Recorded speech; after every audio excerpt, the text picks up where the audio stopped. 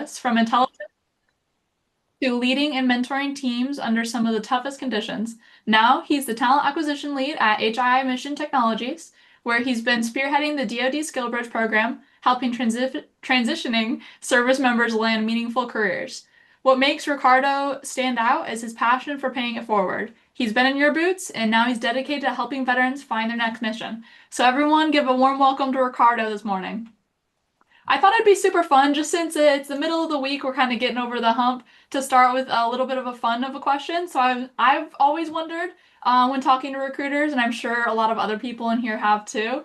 Do you have a story of one of the most interesting interactions or maybe questions, experiences that you've had in an interview?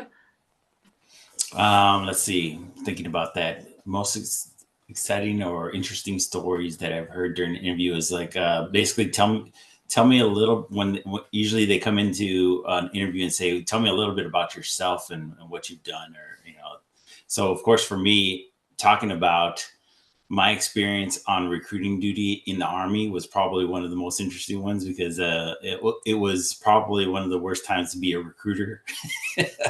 I was in Los Angeles, California from 03 to 06. And, it was one of those times when the Iraq War had just kicked off. Nobody wanted to join the military. I was getting either illegals, criminals, people that didn't have their high school diploma yet, couldn't pass the ASVAB, or couldn't pass the height and weight. So I just had all kinds of issues trying to get people in the military. And, during that time, it was rough. So being able to tell that story is always interesting, because I was able to share how we overcame a lot of the things, either helping people work through passing the ASVAB test, helping them lose weight, get in shape, getting ready for the medical exams, helping them get their GED if they didn't get their diploma yet.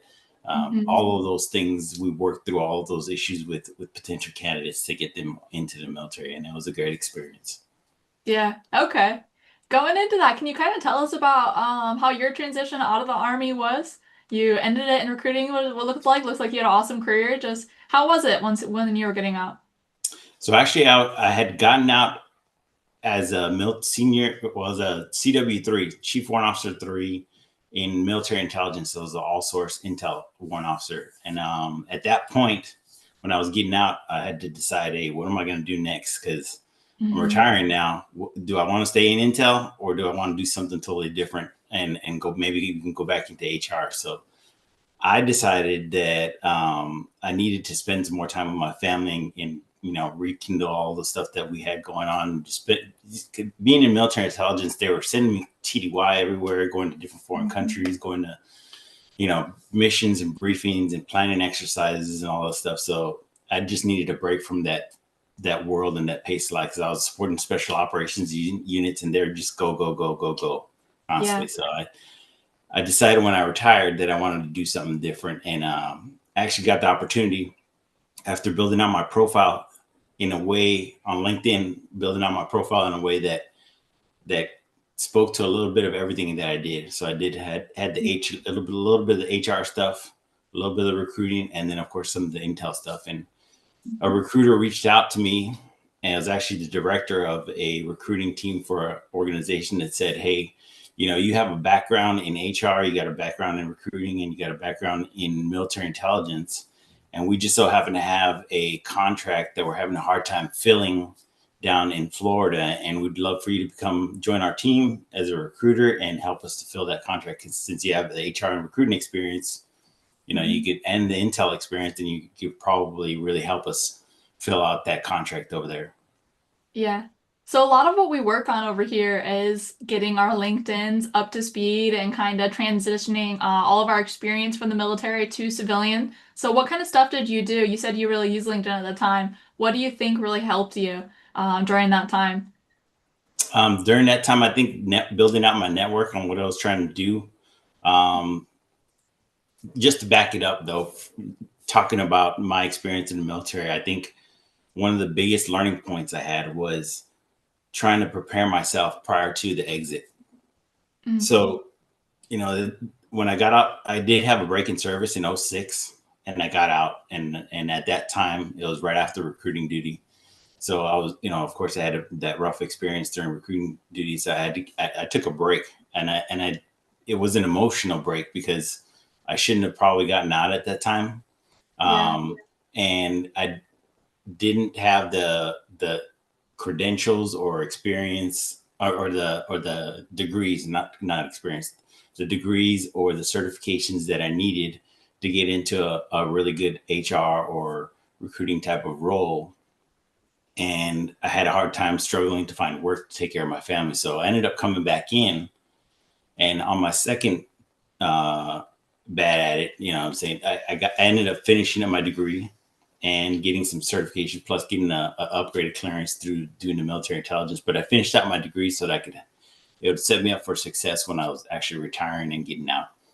And that Mhm. helped me out a lot with making sure that I was putting myself out there as a pretty well qualified candidate. I had degree, experience, and clearance. So then it helped me flow right into the job market as a potentially well qualified candidate for roles that I was competing against.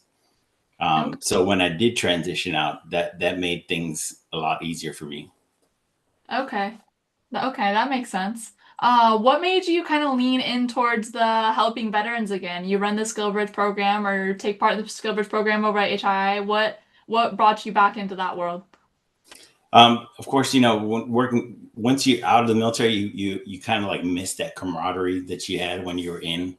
Mhm. Chatting with veterans, talking about their story, where they've been, what they've done, what they've experienced.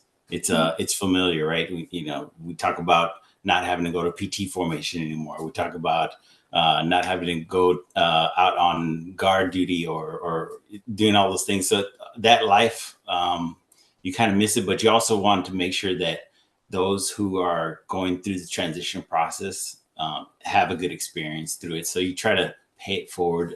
That's what I at least try to do, is pay it forward to those that are getting out now, and helping them understand all the benefits that they may not know about, or what hurdles to look for when they're trying to apply for government contracted roles, or what how to translate their resume. For one, that's a big one that we always talk about. How do you translate a battalion commander position into a civilian resume format that civilians can understand? Mhm. So all those different topics I love to talk about with veterans, and I've been through it, and I see resumes all the time. So I'm like reading, at least 10 to 15 resumes a day for the different positions that we're trying to fill. So Yeah. it helps to give back that way.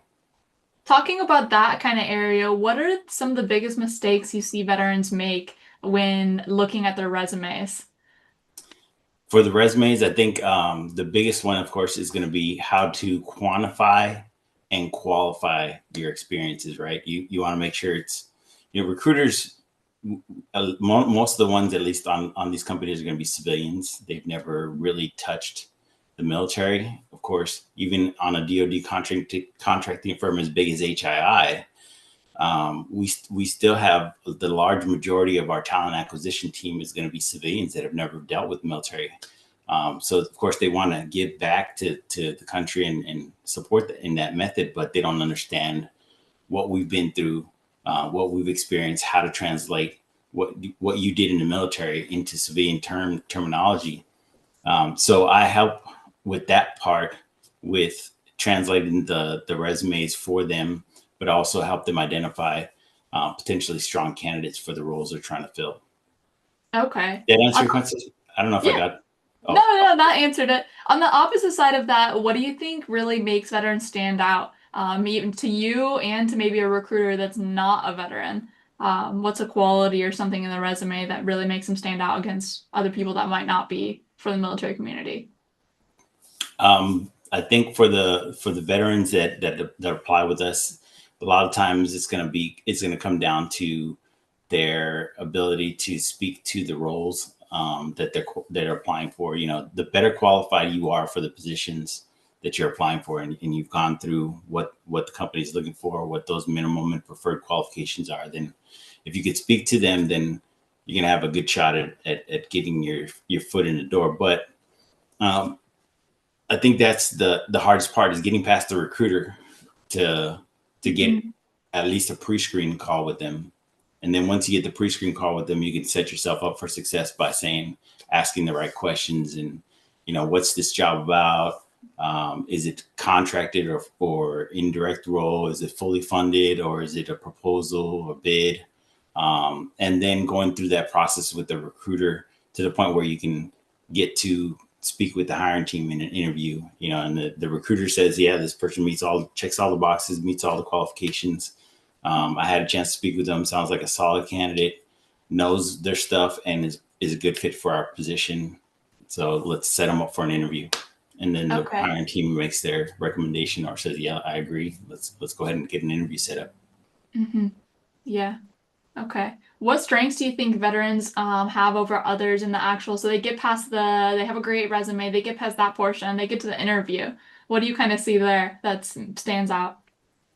So most of the time with us as veterans, we bring that motivation that we brought that we had in the military, right? So we try to get Mhm. mission accomplishment is always the number one priority.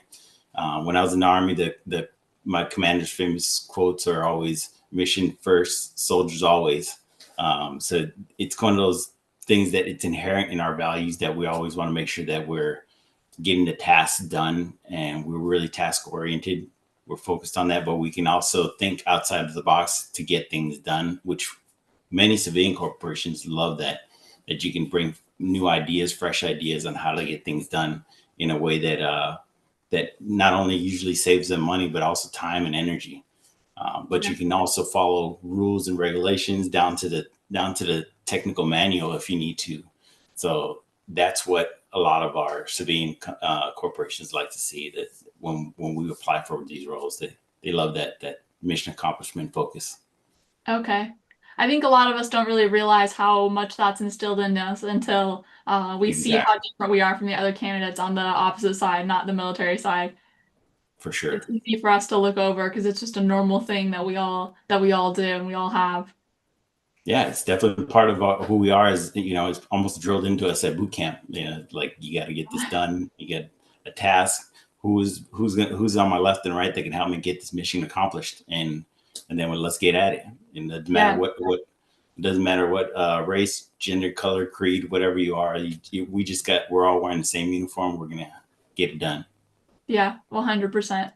Can you talk a little bit more on HII technologies and kind of what you guys do there, maybe for people who aren't familiar with you? Sure. So HII, Huntington Ingalls Industries, that's what it stands for, is probably one of the largest DoD contracting firms in the world. And here, for instance, I'll give you an example of how big we are. If you ever seen the movie Top Gun, or actually both of them, the nuclear aircraft carriers that were in both of those movies were built by Huntington Ingalls Industries. So that's how famous we are as far as in the movie industry. And then we also have Hunt for Red October. That submarine that was built that they used for that movie was built by HII as well. But we have three divisions, and two of them are shipbuilding. See, that's mostly what people think of when they think of HII. But the other division that I work for is called Mission Technologies Division, and that one is kind of like an aggregate of several companies that they bought over the last 10 years. And so that division of HI, Mission Technologies, is is cyber tech, a lot of intel planning, logistics, operations. Pretty much, you could run the gamut of most jobs that we have in the military. You could probably do on the civilian side with us through the Mission Technologies Division, program management, logistics, supply chain, you name it. We probably have something like that. Don't have a lot of medical jobs on the Mission Technology side, but we do have security and pretty much a lot of the other ones that you could see in the military as well. And Okay. then the other two divisions, Newport News Shipbuilding is out in Virginia. That's where we see the nuclear aircraft carriers being built. And then in Pascagoula, Mississippi, that's where you'll see the surface and fleet vessels being built, like the Okay. warships. Wow, you guys kind of encompass everything. You have a little bit of everything in each of your three sections. Yeah, we for the Mission Technology Division, you'll see contracts with us in California. Let's see, New Mexico, Arizona, Ohio, Texas, Georgia, DC, Virginia area, of course, Maryland, New York, Massachusetts, Florida, and of course, Oconus as well. So we have some stuff in Germany, Italy, um, and currently working on a contract in Australia as well.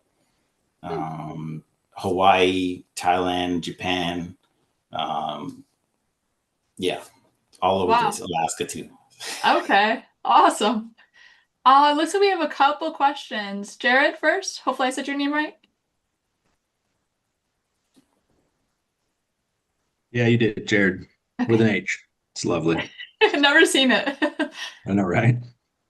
Um, you said you got out, you felt unprepared or were unprepared, you didn't have the degree and stuff that you wanted to, and you went back in and you got it. Well, I never did go after a bachelor's degree. Life, myself, whatever the plan was there and stuff like that. How do I sell myself without that? I'm doing the PM track to get my PMP and my PMI and all that stuff. I know that'll speak volumes to ability and back up my experience of 20 years, retired from the Air Force, all that type of stuff. But education wasn't my thing. But as I look at job applications and things like that, it's on there, preferred Yeah, or must have uh, for a bachelor's. But all I have is my associates. I got my CCAF. So any right. insight on how to I don't get around that, like make sure I'm marketable and that type of stuff. Any insight would be great. Thanks so much. No, that's a great question, Jared. And I think, that speaks to a lot of us that were in the military. Like I said, I didn't get mine done until I came back in. And it's one of those things that decisions that I made for me, it was to try to make myself just that much more competitive. But I think with a lot of us, if we just have the base knowledge and experience or not the base knowledge and experience, the knowledge on how to market ourselves. When I talk to transition service members, I always talk about understanding your market value. And what that means is trying to understand how much you're worth on the outside. So, of course, it's going to be based on location. Is this a remote job that I'm applying to, or is this a in office on site job that I'm applying to? Is it with DoD or federal contracting? How much is the market looking to pay me for the type of experience they're looking for these jobs that I'm applying to? So if you understand your market value, you could use sites like LinkedIn.com Premium. You could use payscale.com. You could use salary.com. And I think there's one more. LinkedIn, salary, payscale, glassdoor.com. That's another one. All those sites can give you an aggregate and get you very close to what your market value might be. And if you understand that, then you know what you should be applying to and target your resumes accordingly so that you can actually compete against the market for those roles. I don't know. Did that help answer your question? Yeah, just knowing where my experience can be leveraged the best. Yeah, definitely kind of like what I was looking for. Um, Okay. just got to position myself, I guess, and figure out that job. So I appreciate it.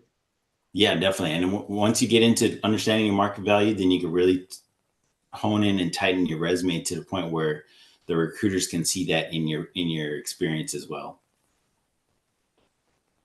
Thanks, Jared. Israel, good morning. Hey, good morning, guys. Good morning, Ricardo. My question for you was, I know that HII mainly focuses on the shipbuilding. Do you feel like there's going to be a big boom in orders for you guys since I know the US is trying to catch up to China a lot in regards to shipbuilding since we're a bit behind the ball when it comes to keeping up with them?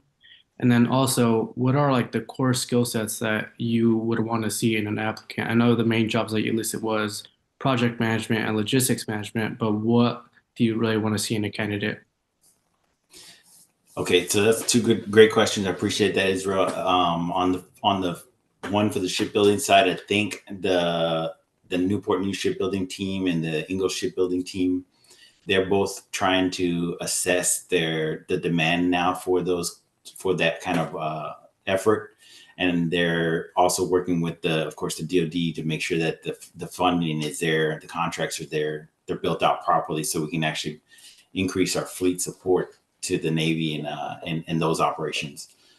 So they are working that piece. And actually, one of our recruiters that I spoke with recently on the Newport News side said that that's an actual effort that they're going through right now, just having those discussions with the DoD on what the contract's going to look like and how they get the funding and support to do it.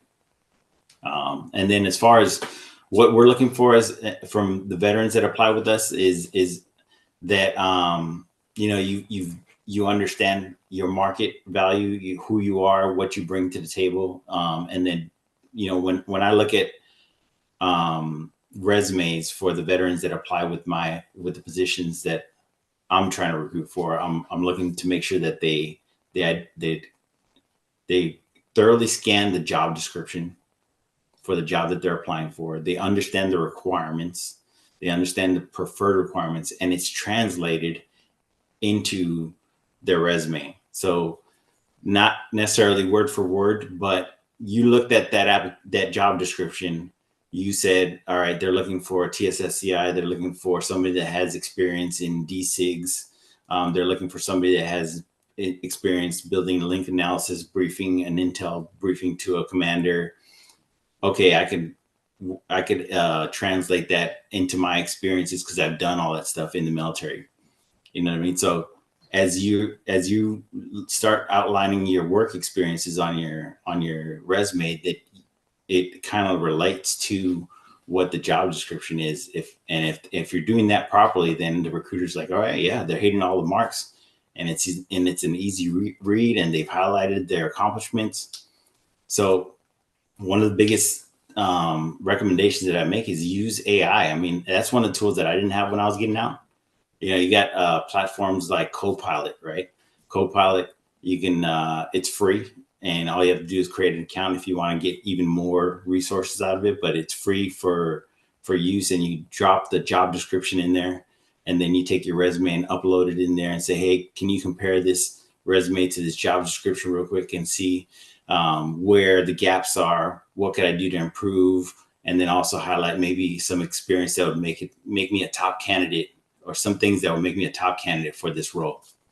And then, of course, you have to take it with a grain of salt because AI is not always correct, but you could at least go through it and see if some of the recommendations that it has for improving your resume could be of value. And it's done so quickly that it shouldn't take you more than 5 to 10 minutes to do something like that, and then upload a tailored resume to the application.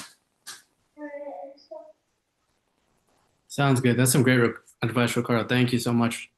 You got it, Israel. Appreciate that. All right, Ryan, go ahead. Hi, good morning, Rico. Hey, I had a statement and a question. Can you hear me? Yep, got you. First time I've spoke on here. Awesome. So a plug for your company. I, back in July, knew that I was going to be in San Diego. Whatever job I get, we'll see where the trail leads me. But I know for a fact that's where I want to be. This is where my kids are. I'm watching my kids go through high school. At this point, I'll take out trash if I have to, but I want to do something in the cyber realm. But I signed up with HII's weekly career list for geolocation on San Diego. So if that helps other people out, I did want to give you a plug on that because it helped me out, and I see it every single week what jobs are available. Granted, not all of them are cyber. It's literally every single job in San Diego, but that helps me out tremendously and able to help somebody else out who's not going to do the same path that I'm doing.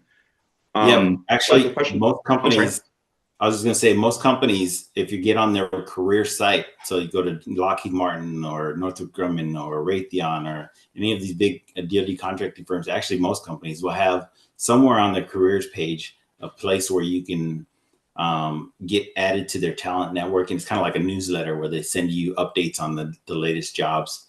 So yeah, if that works for a lot of different companies that are out there looking for new talent, you could sign up for their newsletters. That's a good plug. I appreciate that. Yeah, and I've signed up for those other ones, but you guys are doing it better. It's just to the point. In the email, it has the job description and a link for each one of them. So if you see something like network connectivity management, something, I can click on that and it takes me right to it. It's super Nice. easy to the point. So I like it. I use it all the time. The question I had for you, and I didn't want to ask too much, but it sounded like you would check any of our resumes if we just got in contact with you, because I have a pretty good master resume. I do tailor it per position that I'm applying for, but I would love to have another set of eyes on it. Yeah, definitely. It might take me a day or two to get it back to you just because of all the stuff I've got going on, but I'm always willing to look at a resume and see how it looks and fits for what I normally see. So if you guys want to send me a resume, I'll be more than willing to check it out and see if there's any recommendations I can help out with. Appreciate that. Thank you. You got it, Ryan. That's so helpful, Rico. Thank you. Jordan? Hey, good morning, Rico. First of all, thank you for sharing all this information with us. I thoroughly appreciate it. I've kind of looked at HII's website in the past, and there are a few positions on there in regards to like project coordinators and mission coordinators. And I know that a lot of this is all about networking. Oftentimes I'll, drop my resume, on a site somewhere and then nothing. Yeah. Is it possible that I can reach out to you offline to see if maybe you can link me up with a recruiter that may be responsible for some of those positions? For sure. Okay. Definitely. That's one of the recommendations I always share with fellow vets that are applying for our jobs. If you find a job that you think you're qualified for, tailor your resume, apply, and then reach out to me. And I'll find out who that recruiter is on our team and get you in direct contact with them. Thank you. I just don't like dropping my information out into the abyss and then not hearing anything. So yeah, thanks no, for sure. And I don't know if I'm sure you guys give LinkedIn networking tips, but one of the things that I always do is say, if you find a job that with a certain company and you're planning to apply for it, of course you tailor your resume and apply, but then go back to LinkedIn, look up that company, look at the people tab and see who works at that company. See if you have any connections at that company. If not, start searching the keywords related to your job or your career field, like cybersecurity or project management and that company name. Then it'll pull up. Then you can click on the people tab and see who works at that company with that title, cybersecurity or project management. You know what I mean? And then start connecting with those folks, and maybe you can get one of them to provide you a referral. If you can get a referral, you're almost gold at that point. You got your foot in the door with somebody that works at a company and they're willing to give you a referral. That's usually like for most companies, the golden ticket, because they're more than willing. It's like offering trust with the name behind it, right? You see, you got somebody that's already saying, hey, I trust this person. I've seen their resume. I know I've worked with them or I talked to them. I'm willing to back them for this job they're applying for. And a lot of times big companies like ours will offer a referral bonus for employees that do refer and provide candidates. So I recommend just networking like that. And you find a job, look them up, look up the title associated with the role you're trying to apply for and that company name, and then see who the people are that work at that company and then connect with them, try to see if you can get a referral. Of course, you're not going to ask for that, but you're going to try to build some rapport with them and make a real genuine connection. Because even if they don't provide a referral for you, you could at least expand your network and build your family build your network of people associated in the same career field that you're trying to pursue. thank you. Awesome. You got it, man. Jimmy, go ahead. Hey, thank you. Can you hear me? Yeah, got you loud and clear, Jim. Oh, sweet. Hey, Mr. Ricardo, thank you for the brief. I sent you a LinkedIn request. I guess I'm going to utilize an old military word of piggybacking on Jared and Jordan. If you would feel free to connect, and whenever you have availability, I would like to send you my resume and interested in positions. You got it. Sounds good, Jimmy. Okay, along with what they were kind of saying, I was wondering if you were willing today, Ricardo, if you would take 1 to 2 people who could maybe give you their elevator pitch of, hey, who are you? And maybe you could give them a couple of feedback. Would you be willing to do that? Of course, yeah, let's do it. All right. So Chris, you are up. And I would love for other people to volunteer after Chris goes. Hopefully after we have the first brave soul go, some other people will want to do it. Well, I'm pretty sure I'll be the worst one, so it'll be good. Everybody, you can only go get better from here. So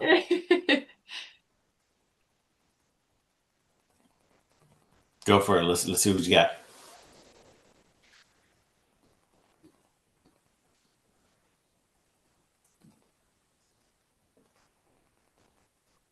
oh, did you want me to wait? I'm doing it live or am I doing the video? Yeah, you're gonna do it right now.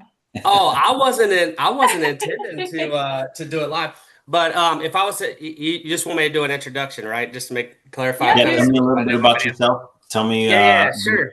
Shoot your elevator pitch for me. You got. Yeah, of course. So I am a certified project management professional. I served 20 years active duty Air Force, and I'm just looking to do something with my life that gives me purpose and something that I enjoy, and something that also allows me to have balance in my life, where I can, still spend some time with my family. I'm getting older. I'm not young anymore, and so I look at time as like the most valuable resource that I have. And I came across your company, and I also have like my Bachelor of Science in IT and CompTIA Security Plus as well. And I think that I'd be a good fit for this cyber analyst position that you had open. I just made up a position, so just for No, it's good. the sakes of the interview. But And what yeah, go ahead. would make you a top candidate for?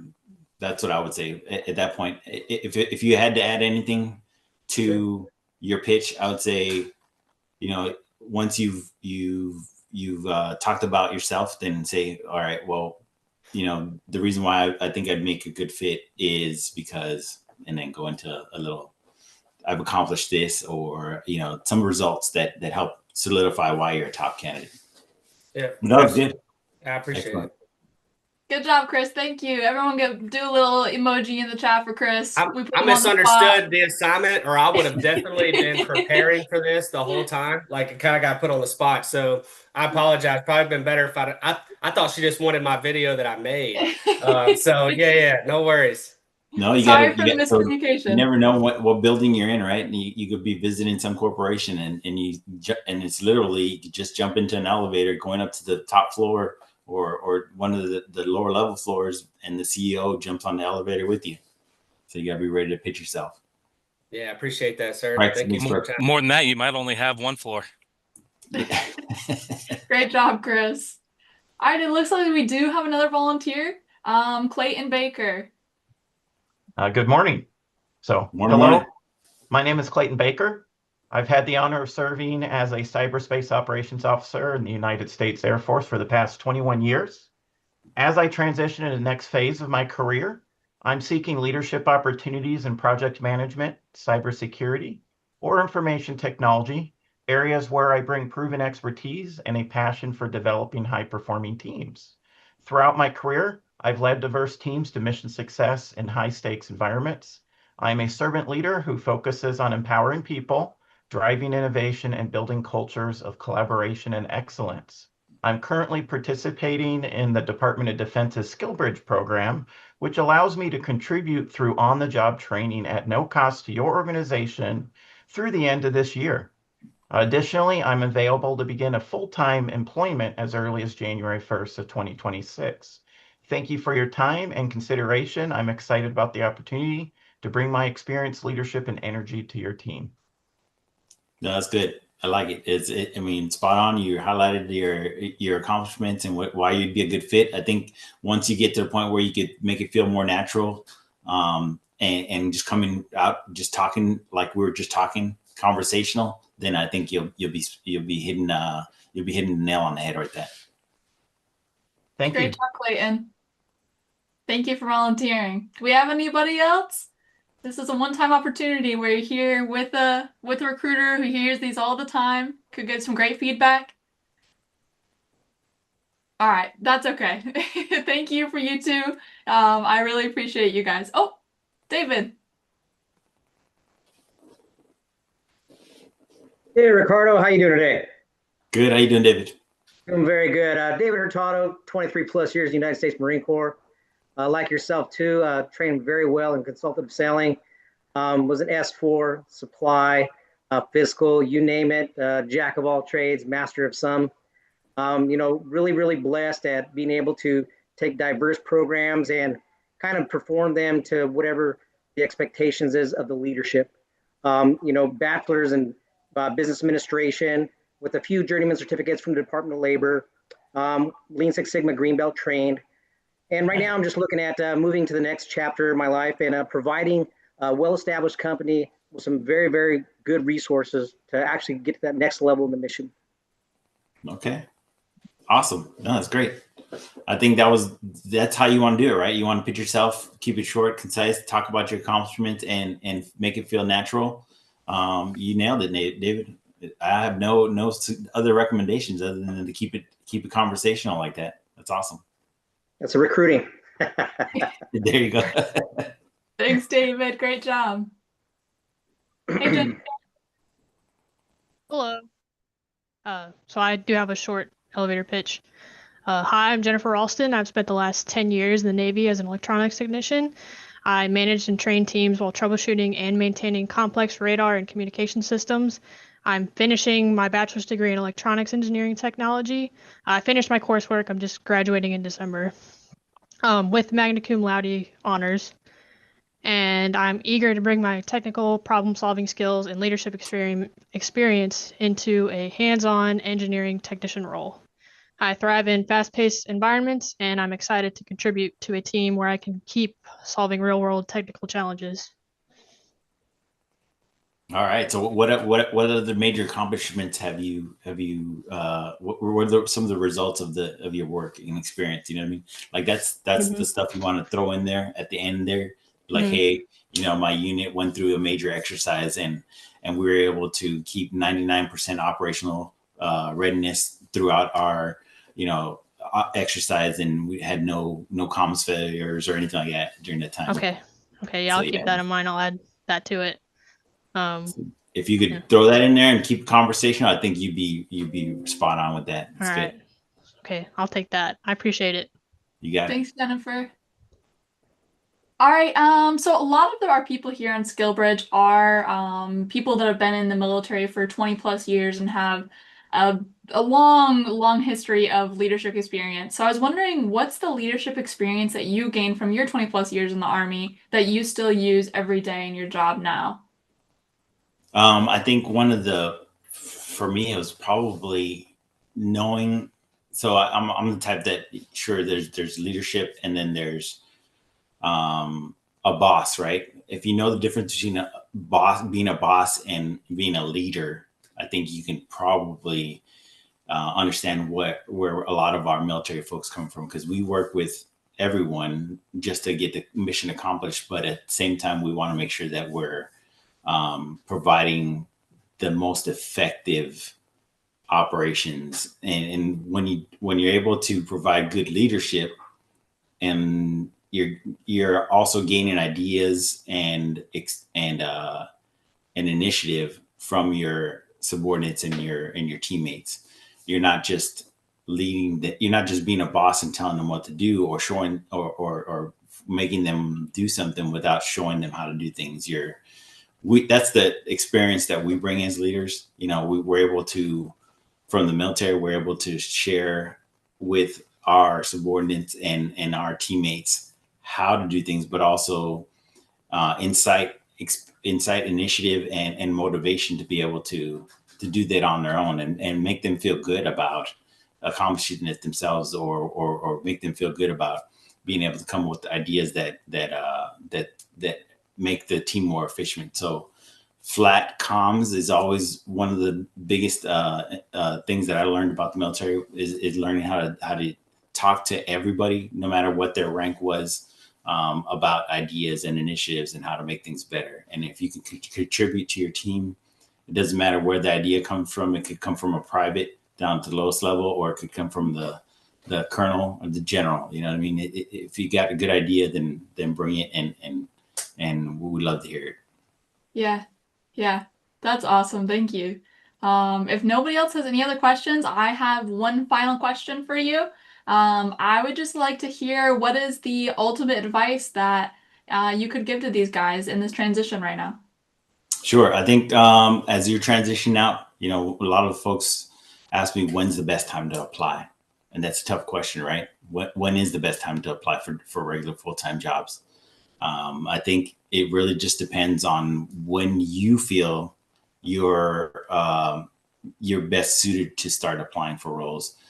Honestly, my recommendation is always to start applying anywhere between 6 and 9 months out for regular full-time jobs, especially if you're still looking for a SkillBridge internship, because then that could turn into an opportunity.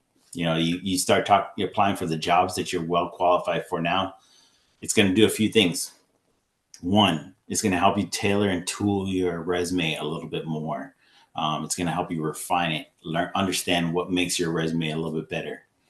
Two, it's going to help you build out your network and expand that network. Even if they can't give you a SkillBridge opportunity, even if they can't give you the job because you're not available for hire yet, you're going to get to build out and expand your network.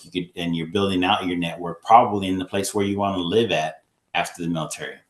So that's 2. 3, you're going to get practice interviewing and talking to real world recruiters and hiring teams about the job that you want to get into. So you're going to get that practice on how to sell yourself and tell your story and make it conversational and get that real world experience. It's nothing better than real world experience, right? Your mom said, if you learn how to cook, you got to get in the kitchen. So you got to get that real world experience. And then 4, if there is an opportunity and room for a SkillBridge internship, then the company that you interview with for the job that you're going to apply for might hold that position open for you and might be able to turn that real world work opportunity into an internship until you're eligible for hire. Okay, awesome. I was going to end it there, but it looks like we have one more question if you have the time. Adrian, go ahead. Hey, how you doing? Good morning. I do have a question. I've been applying for a different job. I get it now in January 8th, and people told me I start applying around 6 months before you get out. But I don't know because my resume or it's because the time left in the Navy, they didn't choose me or whatever. So I just want to see what's your opinion about that. So there's a couple of factors probably involved. One, it might be the time. If you were able to get a call from the recruiter to talk about your application, you're on the right track, right? That means they looked at your resume. They're like, hey, he's qualified for the job. He knows what he's talking about for this role, but he's not available yet. So maybe that might be the issue. But if they're not calling you back, then it might be that you're not tooling or tailoring your resume right. Or you're not targeting yourself for the right job. So you're going to really have to understand what your market value is for the jobs that you're applying to. If you're applying for something that you're really well qualified for, then it's just a matter of tweaking and highlighting your resume so that those recruiters will call you back and have a chat with you about your qualifications. And then at that point, you can say, hey, look, I'm not available for regular hire, but I can do a SkillBridge internship with your team for free if you're willing to host me. Yeah, in my case, I have a brother working in Lockheed Martin, and he referred me to the company. So they put me like it's not like SkillBridge, but like a social media that you have to wait. They send you email and stuff like that. And I applied like 8 different jobs and never call. And I don't know, again, like it's because my resume. I've been trying to tailor my resume to the skill that they post in the job. But yeah, that's my case.